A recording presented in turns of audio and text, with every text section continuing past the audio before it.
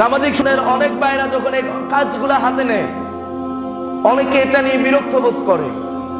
আপনি দেখবেন আপনাদের যখন গড়ের কেউ সিজার হয়, রক্ত প্রয়োজন হয় কিনা? কথা বলুন, রক্ত লাগে কিনা? রক্ত লাগে। আপনার যখন রক্ত লাগে, ঠিক সেই মুহূর্তে আপনি যে সমস্ত সংগঠনগুলা ব্লাড নিয়ে, রক্ত নিয়ে কাজ করেন, তাদের সাথে যোগাযোগ করেন। আপনার প্রয়োজনের সময় তাদেরকে প্রায়োরিটি দেন, তাদের সাথে আন্ডারস্ট্যান্ডিং করেন, কমিউনিকেশন বাড়ান। কিন্তু যখন আবার আরেকজনের রক্ত লাগে, আপনি সে রক্তের পোস্টটা দেখেন, আপনি একটা শেয়ার দেন না, আপনি একটা লাইক দেন না, রিয়াকশন দেন না, আপনি এড়িয়ে চলে যান। কেন এমনটা করেন? আপনার প্রয়োজনীয়তা, আপনি তাদের কাছে যান। এই যে দেখেন, রক্ত যে দান করে, রক্ত দেয়া এটা সওয়াবের কাজ, একজন মানুষের জীবন বাঁচানোর কাজ। যারা মানুষের জীবন বাঁচাতে সহযোগিতা করেন, ওই মানুষগুলোর জন্য সুউচ্চ মর্যাদা আল্লাহ তাআলা তার জান্নাতের ভিতরে তিনি দান করবেন। একজন মানুষ অসহায়, একজন মানুষের যখন রক্তের প্রয়োজন হয়, রক্ত যখন খুঁজে পায় না, সে মানুষটা কতটা অসহায়ত্ব বোধ করে সেটা আপনি কখনো বুঝবেন? আপনি যখন ওই পরিস্থিতিতে যাবেন, আপনি তখন বুঝবেন। আমাদের যারা ইয়াং জেনারেশন আছে, অনেকে রক্তদান করে, অনেকে রক্তদান করে না, মুরব্বীরা করে না। অনেক মা বোন আলোচনা শুনছেন, আমি রক্ত দিয়েছি শুনলে আম্মু বলে তুমি রক্ত দিছো কেন? ভয় লাগে। ওনারা মহিলা মানুষ, ভয় পান।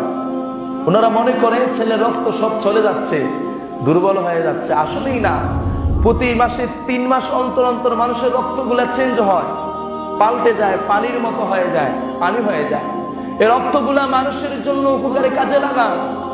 মানুষের উপকারে কাজে লাগালে আল্লাহ বলেছেন, এই রক্তগুলা ওই ব্যক্তির শরীরে যতদিন প্রবহমান হবে, তার শরীরে যতদিন কাজ করবে, আল্লাহ রসুলের হাদিস অনুযায়ী ততদিন পর্যন্ত আল্লাহ তাআলা আপনার কল্যাণ করবেন, আল্লাহ আপনার উপকার করবেন। সুতরাং মানুষদেরকে রক্ত দেওয়ার দরকার আছে না নাই?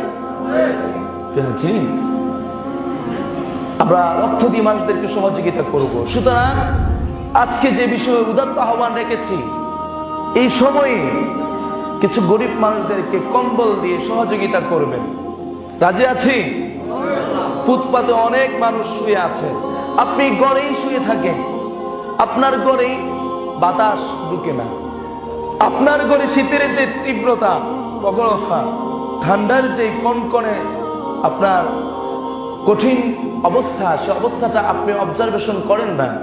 কিন্তু যিনি রেল লাইনে শুয়ে থাকেন, রাস্তাঘাটে শুয়ে থাকেন, ফুট ওভার ব্রিজের মধ্যে শুয়ে থাকেন, তিনি বুঝেন শীতটা আসলে কি জিনিস। একজন কবি বলেছেন, হিম হিম শীত, শীত বুঝি এলো রে, গরিবের একই হায়, লেফ কাটা নাইলে। ঠিক কিনা?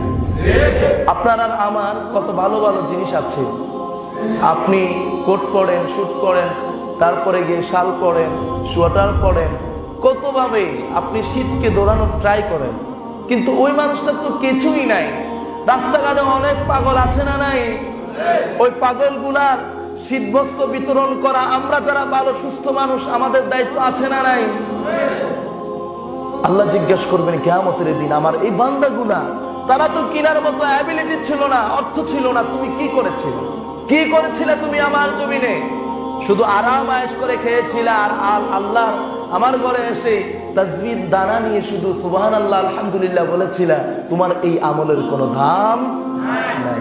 সুতরাং মানুষের পাশে দাঁড়ানোর দরকার আছে না নাই?